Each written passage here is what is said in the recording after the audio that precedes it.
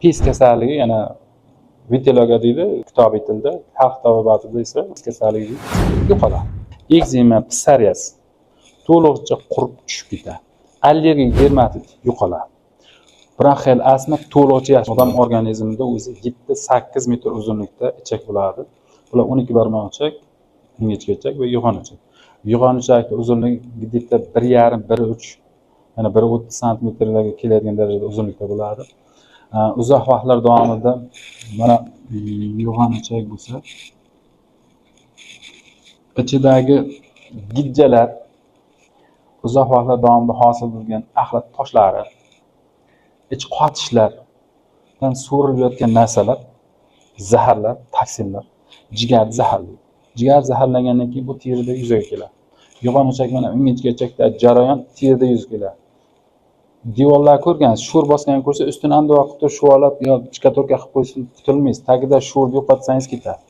Bunda ham yo'g'on ichak tozalamasi teridagi kasalliklar yaxshi qilib bo'lmaydi. Yo'g'on ichak qachonki toza bo'ladi, gijjalardan, asosiysi gijjalar 7-8 sutkagacha tushib bo'ladi.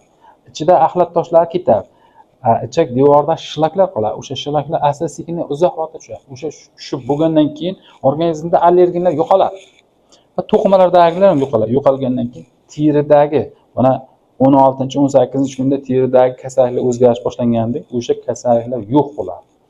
Faqatgina pis kasalligi yana vitiligo deydi kitobiy tilda, xalq tabobatida esa pis kasalligi o'sha qoladi. Uni tushuntirib o'taman. Ekzema, psoriaz to'liqcha qurib tushib ketadi. Allergik dermatit yo'qoladi. Bronxial astma to'liqcha yaxshi bo'ladi. Bronxial astma shunday bo'ldiki, kasalimizni davolaganimizda 1 yil 2 oydan keyin qayta xuruj kuzatadi. Demak, bu kasallikni yeriga bir marta tozalash ishlari o'tkazib 5 yilgacha davom etkazilsa, to'liqcha qutulib ketish mumkin. Shunga qunt bilan har yili 15 kunlik ichakni ochlik bilan davolanib tozalansa to'liqcha qutuladi. Pis kasallik qanday bo'ladi?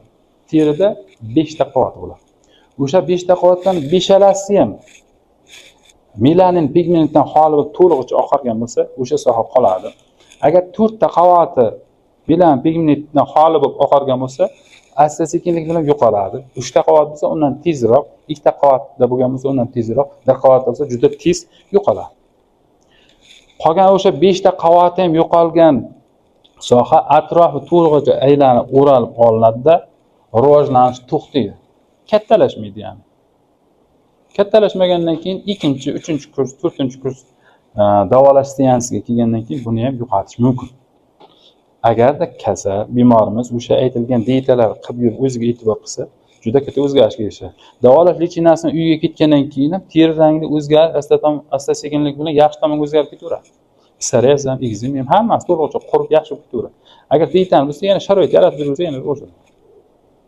Shuni oldini olish kerak, tamom. Qutulasiz to'liqcha. Agar sizning sog'lig'ingizda mana shunday muammolar bo'lsa, Sher hayot shifo klinikasiga murojaat qiling.